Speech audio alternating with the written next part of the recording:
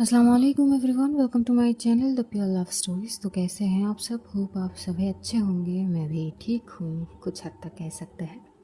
तो बिना वक्त ज़ाये किए हम शुरू करना चाहेंगे कहानी वो इश्क बेज़ुबान पार्ट 47। सीधा स्टोरी से शुरू करते हैं। इधर राधिका एकटक माया की ओर देख रही थी। एक्चुअली वो सोच रही थी कि माया ऐसे में बैठे है जैसे कि कुछ हुई ही नहीं, बिना कोई एक्सप्रेशन के, और उसके चेहरे पे कोई परेशानी की शिकंज तक नहीं है। उसकी मम्मी ने इतना सब कुछ किया फिर भी नहीं। वो काफ़ी घूर घूर के माया को देख रही थी। माया अपने डर में कुछ रखती है और उसके बाद वो जैसे ही राधिका की ओर देखती है तो राधिका की घूरते हुए नज़रें एकदम से बोलती है कि एक्सक्यूज़ मी। तभी राधिका बोलती है कि एक्सक्यूज़, क्या तुम्हें कुछ और चाहिए? नहीं तो फिर ऐसे मतलब घूर के देखने की कोई ख़ास वजह? आई मीन तुम्हें सच में नहीं पता कि क्या हुआ है, मम्मी ने क्या किया है? और और और तभी एकदम से दरवाजे पे नॉक नॉक होता है। माया एकदम से बोलती है कौन? तभी बाहर से सोनल, मैम वो मैं, अंदर आओ। सोनल अंदर जाती है। वो राधिका के लिए जूस लाई थी। राधिका को वो जूस देती है और एकदम से बोलती है आप ठीक है मैम? राधिका बस सर हिलाती है कि वो ठीक है। इधर सोनल तभी माया की ओर देखती है जो बड़ी शांत से बैठी थी, जिसको देख के ये कोई भी नहीं कह सकता है कि उसकी कंपनी में इतनी सारी चीज़ें हो रहे थे जैसे कि कुछ हुई नहीं हो। फेस एक्सप्रेशन तो बिल्कुल वैसी ही थी। सोनल एकदम से बोलती कि मैम वो आगे क्या करे, क्योंकि साइड के कंपनीज की शेयर 60% डाउन है, which is not good sign. हमें कोई तो स्टेप लेने पड़ेंगे ना। लेकिन माया फिर भी रिप्लाई नहीं देती है। इधर राधिका भी नोट करती है कि ये ऐसे इतनी शांत क्यों बैठी है। कुछ ना कुछ प्रॉब्लम तो हो रही है ना इसकी कंपनीज में, शेयर गिर रहे हैं, कुछ भी हो जिससे विच इज़ नॉट गुड, फिर भी ये इतनी शांत बैठी है जैसे कि कुछ हुई ही नहीं हो, इससे कोई फ़र्क ही नहीं पड़ रहा है। वो बस एकटक माया की ओर देखती है। तभी सोनल फिर बोलती है कि मैम वो सोनल, जी जी मैम, मिस राधिका को लेके घर जाओ। मुझे और मिस राधिका को एक बिजनेस पार्टी अटेंड करनी है। सो राधिका, अब हाँ, go home and get ready for party. मैं थोड़ी देर में आती हूँ। राधिका तो उठ जाती है। इधर सोनल भी एकदम से राधिका के पास आके बोलती कि मैम चलिए, क्योंकि सोनल को पता थी आगे माया से कुछ पूछने की इजाज़त नहीं थी और ना ही शायद माया इस बारे में आप कोई बात करना चाहती थी। तो इसका सीधा सीधा मतलब यही होती है कि माया ने जो करी है वो करनी होगी। इधर सोनल राधिका को लेकर निकलने लगती है। ये लोग आके कार में बैठते हैं। राधिका चुप थी, शांत थी। वो बस सोच रही थी कि माया की नो रिएक्शन, ऐसे कैसे, बस सोच ही रही थी। तभी राधिका देखती है सोनल की ओर। वो जब सोनल की ओर देखती है तो सोनल भी कुछ ना कुछ सोच ही रही थी। तभी राधिका बोलती है कि तुम सोच क्या रही हो? अच्छा एक बात बताओ, टू बी ऑनेस्ट, ये जो तुमने बोल के आई हो माया के सामने कि तुम्हारे साइड के कंपनीज के 60% शेयर गिर चुके हैं, इज़ इट रियली ट्रू? तभी सोनल एकदम से कार को ब्रेक लगाते हुए साइड में करती है। मैम आपको सच में लगती है कि इस मामले में मैं मजाक करूँगी, और ख़ास करके माया मैम के सामने? तो फिर उसका कोई रिएक्शन क्यों नहीं है इसमें? ये लॉस है ना उसकी। हाँ तो फिर नो रिएक्शन वाई? मुझे कुछ समझ नहीं आ रही है मैम, बाकी तो माया मैम खुद ही जाने। और इस बारे में उन्होंने बात नहीं करी, इसका सीधा सीधा मतलब यही है कि अब आगे कुछ बोलने की परमिशन मुझे भी नहीं है। I have to wait for my ma'am, because उनकी इंस्ट्रक्शन के बिना मैं खुद से कुछ नहीं कर पाऊँगी। अच्छा, और ये पार्टी कौन सी बिजनेस पार्टी किसके यहाँ पे हो रहा है? तभी एकदम से सोनल भी बोलती है स्ट्रेंज, क्योंकि मुझे भी नहीं पता। क्या? यस, क्योंकि जहाँ तक मुझे पता है शेड्यूल के अनुसार आज कोई पार्टी किसी के बिजनेस के वहाँ पे है ही नहीं। तो फिर ये किसके बिजनेस पार्टी में जाने की बात करी है? कहीं ये मेरी मम्मी की वहाँ पे तो ना जाएगी ना? तभी सोनल बोलती कि नहीं, it's not possible.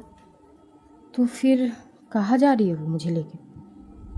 I don't have any idea ma'am, पहले घर चलते हैं। फिर थोड़ी देर में वो दोनों ही घर पहुंचते हैं और राधिका जाती है कमरे में, वो अच्छे से फ्रेश वगैरह होके अब अच्छे से तैयार भी हो जाती है। पहले थोड़ी कन्फ्यूज़न थी कि वो पहनेगी क्या, लेकिन बाद में उसे अच्छी लगती है कि यार सिंपली साड़ी ही बेहतर है, तो वो साड़ी ही पहनती है, वो भी रेड वाइन कलर के। काफ़ी खूबसूरत लग रही थी और काफ़ी हॉट भी लग रही थी। आई वो साड़ी की जिस एंगल से वो पहनी थी, जिस तरह से मानो कि पूरी बॉडी के शेप शायद साड़ी के लिए ही बनाए गए हैं। ऊपर से उसकी माथे पे वो छोटा सा रेड कलर की बिंदी उसकी पूरे चेहरे को चमका देते हैं। खुले बाल, मांग में थोड़ा सा सिंदूर जो उसकी मांग की शान बढ़ाती है, और गले में मंगलसूत्र जो शायद उसकी लुक को परफेक्ट बनाती है एज ए मिसेस मल्होत्रा। हाथों में, एक हाथ में चूड़ी पहनी थी और एक हाथ में ब्रेसलेट। उसके बाद वो प्रॉपर तैयार होके वो जाती है हॉल में। अपनी पर्स हाथ में थी उसकी, फ़ोन की ओर देख रही थी जहाँ पर वो अक्षु से टेक्स्ट पे बात कर रही थी। एक्चुअली इन सारी चीज़ों में वो अक्षु से बात भी नहीं कर पाई। अक्षु तो पुणे गई थी ना, अक्षु ने वहाँ पहुँच के उसे कॉल करी थी लेकिन वो उठा नहीं पाई।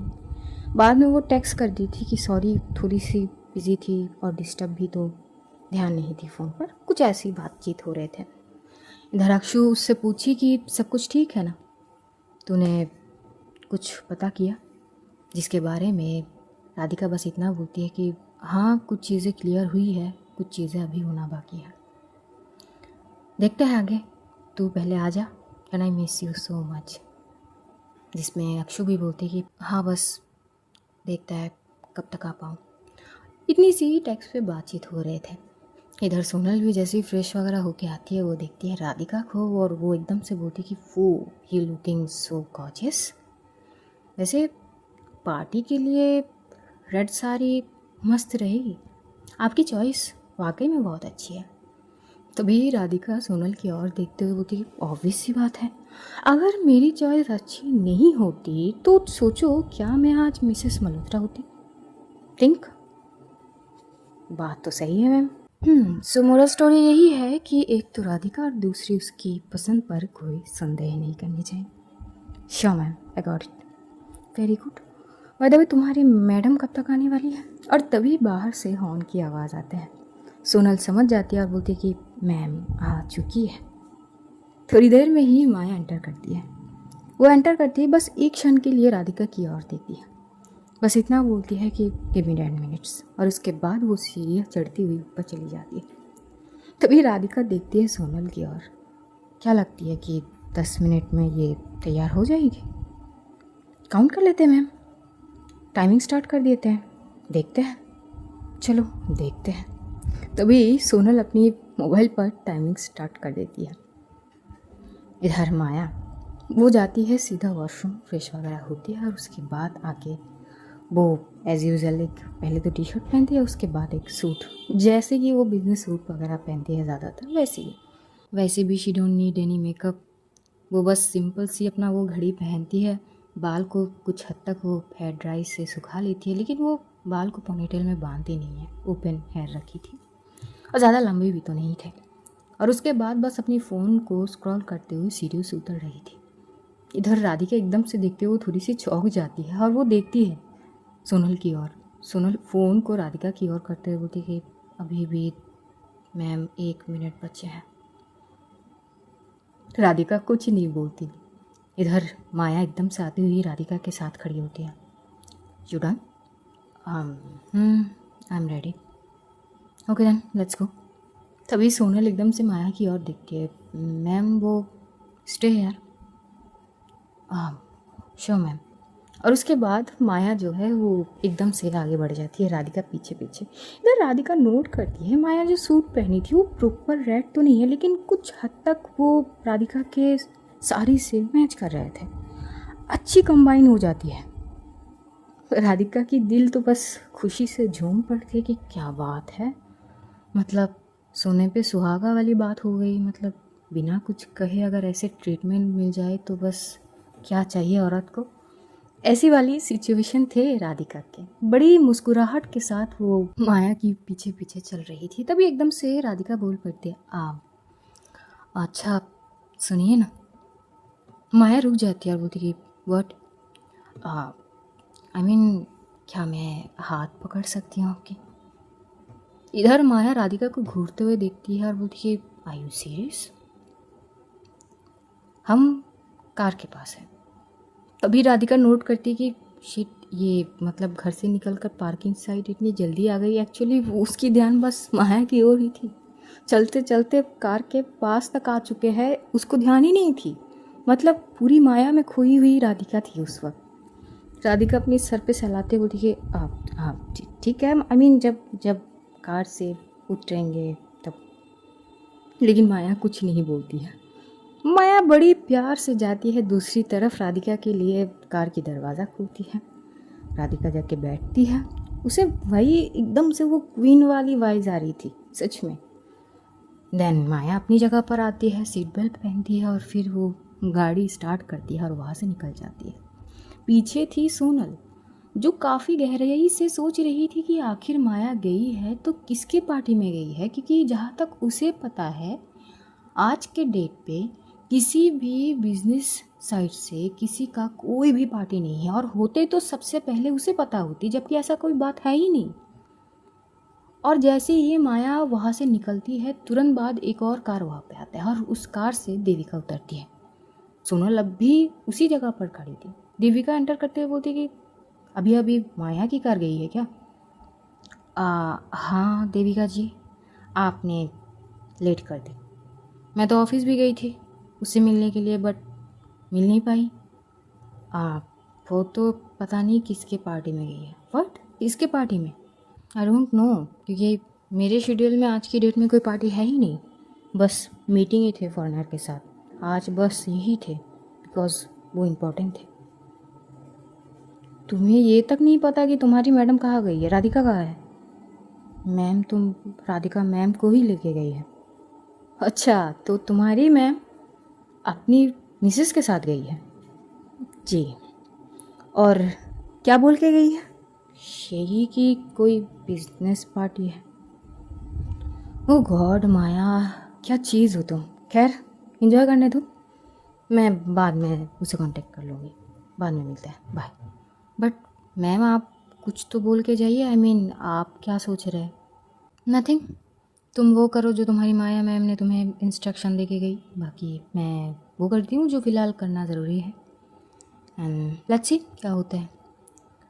मैं चाहती हूँ। और यही बोलते हुए देविका कार में बैठती हुई चली जाती है। सोनल की समझ कुछ आ नहीं रही थी, वो घर में चली जाती है।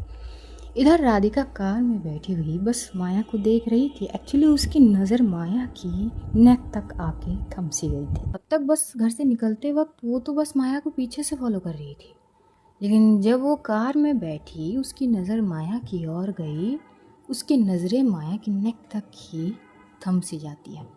माया ने जो टी शर्ट पहनी थी कोट के अंदर, तो उसका ऑलरेडी 2 बटन ओपन हुए थे, तो उसका कुछ हद तक क्लीवेज साइड थोड़ा सा दिखाई दे रहे थे। और माया की नेक, भाई साहब, इतनी शार्प स्किन थे, मतलब वो सिल्क सा जो शाइन कर रहे थे। और उसके खुले बाल अब कुछ हद तक वो ड्राई हो चुके थे, लेकिन कुछ होते हैं ना फिर भी पानी टपकते हैं। कुछ बाल में से कुछ बूंदे पानी उसके नेक में आ चुके थे, और वो बूंदे भी भाई साहब जैसे मोती के जैसे चमक रहे हो उसकी वो नेक एरिया में। और जैसे वो फिसलते हुए सुर्खियाँ बनाते हुए जैसे आ रहे थे। हाय हाय, राधिका की नज़र बस उसी पे थम जाती है। वो बस एक टक देख रही थी। तभी पता नहीं वो क्या सोचती है और एकदम से बोलती कि stop the car right now. Maya बोलती कि व्हाट, कार ही रोकी है। माया एकदम से ब्रेक लगाती है और राधिका की ओर देख के बोलती कि व्हाट्स गोइंग ऑन। मैं सांसें नहीं ले पा रही हूँ। ऐसे में आप क्या चाहती हो कि मैं दम घुट के मर जाऊँ? What are you saying? बोल क्या रही हो? तुम्हें समझ भी है? आप समझ है तभी तो बोल रही हूँ। माया बस घूर घूर के राधिका की ओर देखती है। राधिका अपनी सीट बेल्ट एकदम से ओपन करती है। जैसे ही माया देखते हैं बोलती कि what's going on, let me fix first. Maya बस शक की निगाहों से राधिका की ओर देख ही रही थी। फिक्स मतलब? ऐसे बस कंफ्यूज थी और बस वो देख ही रही थी राधिका की ओर। राधिका थोड़ी सी खिसकती है माया की ओर। अब वो माया के नेक को हल्की से ग्रैब करती है, अपनी ओर करती है। माया एकदम से उसे घूरने लगते बोलती कि miss Radhika, you have to say Mrs Malhotra. Whatever तुम क्या करने की कोशिश कर रही हो, don't worry, I am not gonna be eat you, so relax.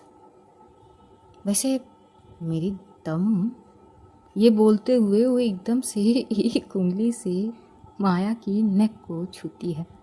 वो जो 2-3 बूंदे सुर्खियों में लाइन बनाते हुए मोती के जैसे चमक रहे थे, उन बूंदों को वो अपने हाथ में लेती है और उसकी नेक से हटाती है और एकदम से बोलती है कि यहाँ अटकी हुई है, I mean they distract me too much. और स्पेशली यही बोलते हुए वो अपनी उसी उंगली से माया की कॉलर बोन से छूते हुए उसकी क्लीविस के तक वहाँ पे आती है। माया जैसे उसकी उंगली पकड़ेगी तभी राधिका दूसरी हाथ से उसकी वो हाथ पकड़ लेते। Don't interfere, let me fix it. Maya बस एकटक राधिका की ओर ही देख रही थी। तभी राधिका माया की वो दूसरी हाथ छोड़ देती है और वो ठीक उसकी वो टी शर्ट पकड़ती है और थोड़ी सी माया को अपनी ओर खींचती है। देखो, I am your wife now. तुम्हें जितनी भी दिखानी है ना, अप्स डाउन या डीप जो भी हो, जस्ट मुझे दिखाओ। It should be not allowed for anyone except me. Got it? Maya समझ ही नहीं पा रही थी अब होती कि व्हाट डू यू मीन। तभी राधिका उसकी टी शर्ट की जो 2 बटन ओपन थे वो एक बटन वो लगा देती है। बस एक खुली थी जो थोड़ा सा उसकी नेक को जस्ट खुले हवा महसूस करे, ऐसा जैसे कि वो होते हैं ना कि घुटन ना हो, इसके लिए वो छोड़ देती है। Now it's perfect, remember that. बाकी तुम्हें जो मुझे दिखानी है तुम दिखा सकती हो, एवरीथिंग। बस इतना ही बोलती है राधिका और उसके बाद वो अपनी जगह पर चुप से जाके फिर से बैठ जाती है, सीट बेल्ट लगाती है और अब की बार माया की ओर देखते हुए कि अरे हमें लेट हो रहा है, चलाइए गाड़ी। माया कुछ देर बस उसको घूरने लगती है और बस बोलती है कि यू आर जस्ट क्रेजी। आगे राधिका कुछ नहीं बोलती, वो बस स्माइल पास कर देती है। माया ड्राइव कर रही थी और 20 मिनट में वो एक जगह पे पहुंच जाती है। वो होटल थी कि क्या राधिका वो समझ नहीं रही थी। राधिका बस देख रही थी आसपास और वहाँ पे लग नहीं रहे थे कि कोई बिजनेस का कुछ है, पार्टी वगैरह, क्योंकि लोग वगैरह थे ही नहीं। ऐसे मानो कि बस ये दोनों ही गए हैं। तभी माया फिर से कार से उतरते हुए वो आती है, राधिका के लिए दरवाज़ा खोलती है, राधिका की हाथ पकड़ती है।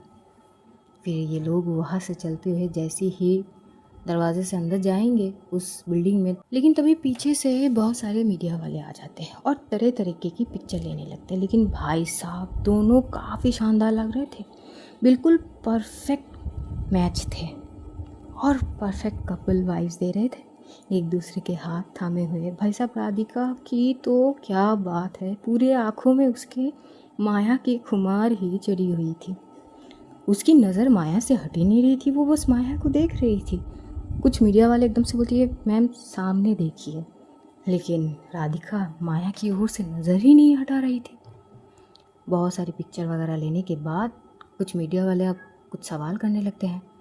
वैसे मैम आपको पता है कि आपकी एक कंपटीटर आ चुकी है, सपना बंसल। आपने उनके प्रेस कॉन्फ्रेंस की बातें सुने ना। कुछ कहना चाहेंगे आप अपनी कंपटीटर को? जिस पे माया राधिका की हाथ पकड़ते हुए वो जाने वाली थी, लेकिन वो फिर से वापस लौट के बस सिंपल सी कुछ शब्द बोलती है, गुड लक फॉर हर। और यही बोलते हुए वो राधिका की कमर में हाथ रखते हुए अंदर चली जाती है। मीडिया वाले भी बोलते कि भाई साहब, मतलब ऑरा तो है माया मल्होत्रा की। अपनी ही कंपटीटर को सीधा सीधा चुनौती दे के गई है, सिंपल सी एक ही वर्ड में, गुड लक। अगर ऑरा हो तो ऐसी होनी चाहिए ना। इधर जैसे ही राधिका माया एंटर करती है उस बिल्डिंग के अंदर, तो देखती है कि वो तो एक रेस्टोरेंट है। राधिका बस घूरते हुई माया को देख रही थी, तभी एक स्टाफ आते, शायद होटल का मैनेजर था। बात तो बहुत ही पोलाइटली माया और राधिका से मिलते हैं, वेलकम करते हैं, वेलकम ड्रिंक दिए जाते हैं। माया ने शायद कोई स्पेसिफिक टेबल बुक करी थी वहाँ पर, तो उन लोगों को उस जगह पे ले जाए जा रहे थे। वो 4th फ्लोर में थे। वो एक्चुअली वो पूरा बिल्डिंग ही 4th फ्लोर के थे। तो वहाँ पर जाते हैं और टेरेस पे शायद वो थी, और टेरेस पे भी कुछ ऐसे उन लोगों का थीम अलग ही थे। ऊपर जो थे वो पूरे शीशे लगे हुए थे राउंड शेप में, पूरा आसमान साफ दिख रहे थे और आज चांद भी मस्त नज़र आ रहे थे। वो पूरी की पूरी टेरेस के जो स्पेस थे शायद माया ने पूरा का पूरा बुक कर चुकी थी, और बीचों बीच वो टेबल जो माया ने बुक करी थी।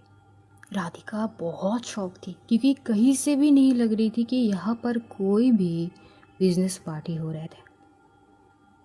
और नज़ारा तो भाई साहब क्या कहे, लाइट ड्रीमी सी थी, ना ज़्यादा थे और ना ही ज़्यादा अंधेरा। इतना थे कि साफ साफ चीज़ें दिखाई दे रहे थे, और ऊपर चांद की रोशन मानो कि 4 चांद लगा रहे हो। तो थोड़ा सा लाइट को और थोड़ा सा ड्रीमी से कर देते हैं, ताकि चांद की जो रोशनी है वो ज़्यादा असर करे। और भाई साहब क्या बोले, नज़ारा क्या थे। वो मैनेजर एकदम से आते हैं माया के पास और बोलते कि मैम और कुछ। तभी माया कुछ नहीं बोलती है और वो मैनेजर चली जाती है। इधर राधिका माया की ओर देखती है और एकदम से बोलती कि ये बिजनेस पार्टी। और टेबल के ऊपर जो नज़ारा थे वो तो और भी देखने के लायक थे। बीचों बीच कैंडल स्टैंड थे, कुछ कैंडल अब भी जल रहे थे, अलग से रिंगनेस के साथ, अलग ही माहौल थे भाई। 2 रेड रोजेस थे वहाँ पर। तभी एकदम से माया राधिका की ओर देखती है, चले। तो राधिका आगे बढ़ती है, माया एक चेयर को थोड़ी सी खींचती है राधिका के लिए, तो राधिका उस चेयर पे बैठती है। वो अब भी नहीं समझ पा रही थी कि ये एक्चुअली में कोई डेट है या फिर बिजनेस पार्टी, समझना मुश्किल है। वो बस माया को घूरते हुए देखता है और एकदम से बोलती है कि ये बिजनेस पार्टी। आई मीन कहाँ से दिखाई दे रही है? आप वैसे मुझे नॉर्मली भी बोल सकती है कि हम डेट पे आए हैं। अगर वो भी बोल देते तो मैं माइंड थोड़ी ना करती, मुझे और खुशी मिल जाती थोड़ी और ज़्यादा। वो नहीं, ये बिजनेस पार्टी ही थी बट वो कैंसिल हो गई, बट अब मैं बोल दी थी। तो राधिका हंस पड़ती है। झूठ बोला नहीं जा सकती है तो मत भी बोला करिए। आई एक्सेप्ट कि ये हमारी डिनर डेट है। आगे माया कुछ नहीं बोलती है। थोड़ी देर में वहाँ पे कुछ खाना वगैरह लाए जाते हैं। वहाँ पे एक स्टाफ थे सर्व करने के लिए, वो मदद वगैरह कर रहे थे चीज़ों को। राधिका को तो बहुत अच्छी लग रही थी, उसे बहुत स्पेशल फील हो रही थी। वैसे माया से इतनी उम्मीद सपने में भी नहीं करी जा सकती है, लेकिन अगर ये चीज़ हकीकत में हो तो और क्या चाहिए। इधर एकदम से राधिका माया की हाथ जो टेबल के ऊपर थे वो एकदम से हाथ पकड़ लेती है। इट्स वेरी नाइस, मुझे बहुत अच्छी लगी। Thank you for this beautiful night. Maya कोई जवाब ही नहीं देती, थोड़ी देर में ये दोनों ही खाना स्टार्ट कर देते हैं खाना। राधिका तो बहुत खुश थी, उसके चेहरे की खुशी से ही पता चल रहे थे। वो माया को बस प्यार भरी नज़रों से निहार रही थी। इधर माया एकदम से बोलती कि इससे ज़्यादा तो बेहतर होगी कि फोकसली खाना खाया जाए। Don't worry, I can manage. आगे माया कुछ नहीं बोलती है, वो बस अपना खाना खाती है। दूसरी ओर वंसल के ऑफिस के वहाँ पर लगभग रात के 8:30 बज रहे थे। प्रेस कॉन्फ्रेंस ख़त्म हो चुके थे।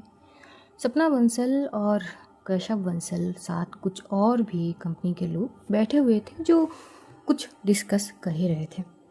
तभी कैशव बंसल के पास कुछ न्यूज़ आते हैं। न्यूज़ आते ही वो एकदम से वहाँ पर एक टीवी थे जो वो ऑन करते हैं, और ऑन करते ही वो सीन ये लोग देखते हैं जो मीडिया वाले माया और राधिका को कैप्चर करे थे, पिक्चर वगैरह क्लिक करे थे, कुछ वीडियो क्लिप थे, पूछे थे कि आपकी कंपटीटर आ चुकी है वापस, आप उनके लिए क्या कहना चाहेंगे। और जिस एटीट्यूड के साथ माया ने बस 2 अल्फाज कहे, गुड लक, जिसे सुनते हुए टेबल के ऊपर जो ग्लास थे सपना बंसल वो एकदम से साइड में फेंकती है गुस्से के कारण। उसे अच्छे से पता है कि मैं यहाँ पर आई हूँ, इसका मतलब है कि उसकी बर्बादी की शुरुआत हो चुकी है। लेकिन वो इतनी आसानी से रिएक्ट कैसे कर रही है जैसे कि कुछ भी नहीं है। ऊपर से मुझे ही चैलेंज कर वो मेरी बेटी के साथ ही घूम रही है। मुझे पता है कि वो सारी चीज़ जानबूझकर कर रही है मुझे दिखाने के लिए। मैं पक्का यकीन के साथ कह सकती हूँ कि सब कुछ उसकी प्लान के मुताबिक ही हो रही है, और आज वो दिखाने के लिए ही मीडिया वालों के सामने आई है।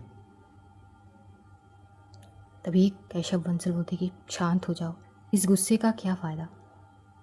तुम्हारी बेटी अपनी मर्ज़ी से उससे शादी करी है, ज़बरदस्ती नहीं करे गए उसके साथ।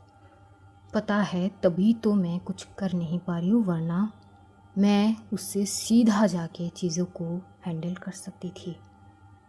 बस मेरी बेटी की नादानी के कारण और उसके बचकाने हरकतों के कारण आज मैं चुप हूँ। तभी मिस्टर कैशव बंसल एकदम से बोलते कि फिक्र मत करो, बाकी तुम्हारी आने की खबर उस तक पहुँच तो चुकी ही है और असर भी हुआ है।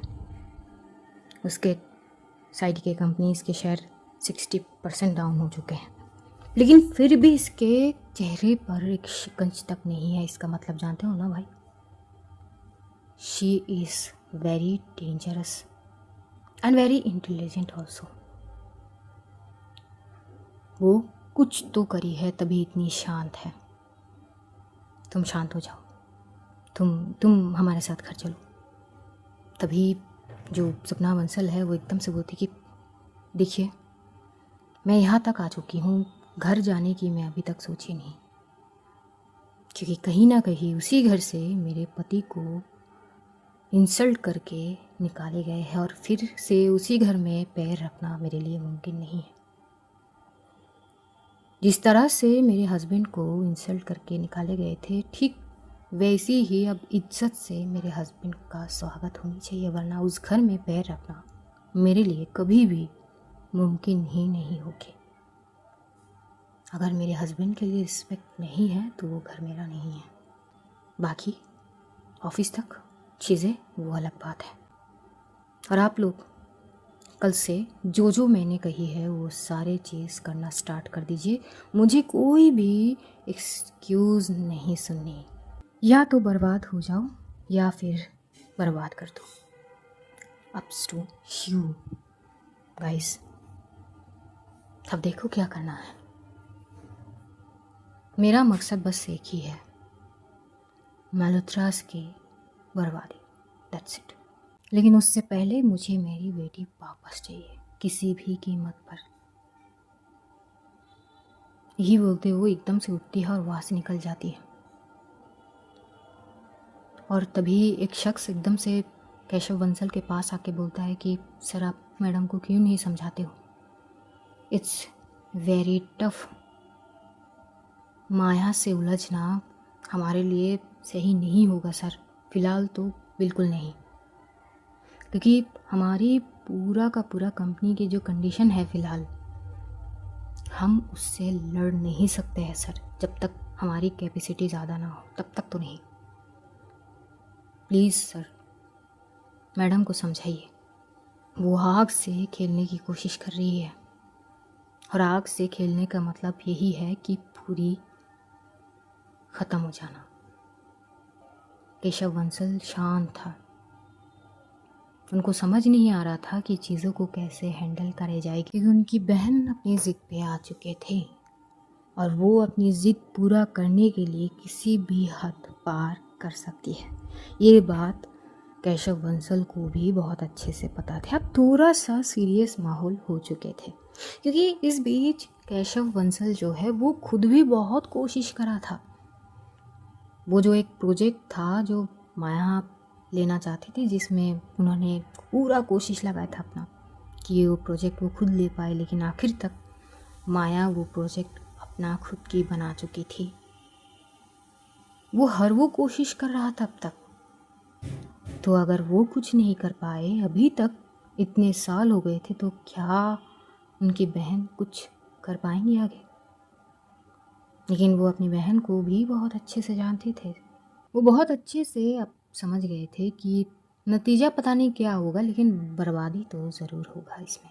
इस टशन में या तो बंसल मिट जाएंगे या फिर मल्होत्रास। होगा ज़रूर बर्बादी, जो काफ़ी परेशानी की बात थी, क्योंकि कोई भी पीछे हटने वाले थे नहीं। माया, मल्होत्रा, जो पीछे हटने की कोई गुंजाइश थी ही नहीं, और सपना बंसल, जो हमेशा अपनी ज़िद को पूरा करने के लिए हर कीमत अदा करने के लिए तैयार रहती है, लेकिन पीछे नहीं हटती। अब देखने की चीज़ ये है कि कौन किसको मात देगा। और माया, वो इतनी शांत कैसे है? क्या सब कुछ उसी की प्लान के मुताबिक हो रहे हैं, या फिर कुछ और चीज़ें हैं जो इस कहानी में अभी तक पेश हुई नहीं? अब माया की माया जाल है, माया खुद जाने कि उसने कौन सा जाल बुनी है इस कहानी में। देखते देखते जैसे ही रात के 9:30 बजते हैं, माया अपनी घर की तरफ बढ़ती है राधिका को लेकर। राधिका आज बहुत खुश थी। कहते हैं जब अनएक्सपेक्टेड चीज़ें हो आपके साथ तो खुशी दुगनी होती है। उस खुशी की किसी भी चीज़ का कोई तुलना नहीं होती है। वैसी खुश थी। थोड़ी सी लॉन्ग ड्राइव की तरफ वो एरिया थी, क्योंकि माया दूसरी रोड से जा रही थी, पता नहीं क्यों, तो थोड़ा सा घूमना ज़्यादा हो गए थे। आधे घंटे की रास्ता लगभग 45 मिनट लग जाते हैं। 20 मिनट में राधिका सो जाती है। इधर राधिका उस वक्त अपनी सीट बेल्ट नहीं बांधी थी। इधर हो रही थी तो कभी उधर। जैसे ही माया नोट करती है, वो एकदम से एक हाथ से राधिका को संभालती है, और संभालते हुए वो थोड़ी सी अपनी सीट के दूसरी तरफ थोड़ी सी खिसकती है राधिका की सीट की ओर, और वो अपनी शोल्डर पर राधिका के सर को टिका देती है। एक हाथ से वो राधिका के सर को सहलाते हैं। इधर जैसी वो ये कर रही थी, तभी राधिका की धीमी सी आवाज़ उसके कान में आती है, हाउ स्वीट। वैसे मुझे पता नहीं थी कि मेरी वाइफ इतनी स्वीट है। वैसे जब भी बोलती है कड़वा बोलती है, but she is very sweet. जैसे ही माया ये सुनती है, वो एकदम से अपनी जगह पे जाने लगती है कि तभी राधिका उसे एकदम से एक साइड से ग्रैब कर लेती है। अब इतनी अच्छी दिन बना ही दी हो तो ये मौका भी मत छीनो। मुझे अच्छी लग रही है, आई फील सेफ। माया अब कुछ नहीं करती है, वो थोड़ी सी स्लो ड्राइव कर रही थी। तभी राधिका अब थोड़ी सी ऊपर की ओर होते हुए नॉर्मली अब उसके शोल्डर पे रखती है सर, और वो धीमी धीमी बात कर रही थी। माया बस चुप से ड्राइव कर रही थी।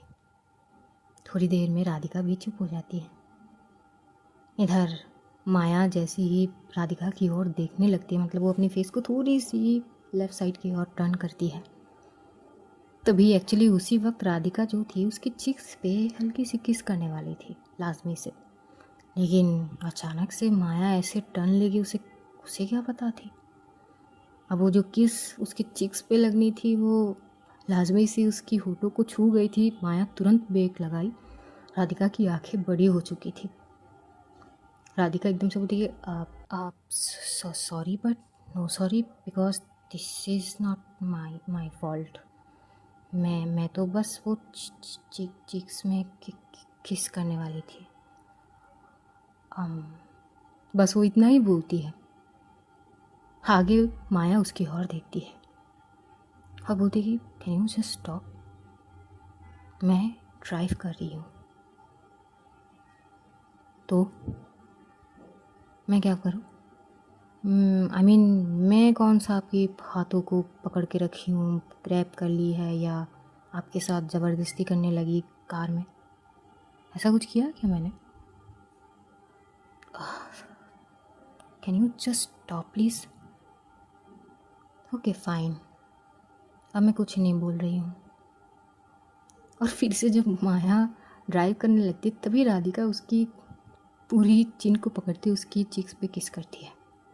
आई मीन ये क्यों रह जाए, तो यू कैरी ऑन। माया बस लाजमी से बोलती है स्टूपिड, जिस पे राधिका बस स्माइल पास करती है। I know.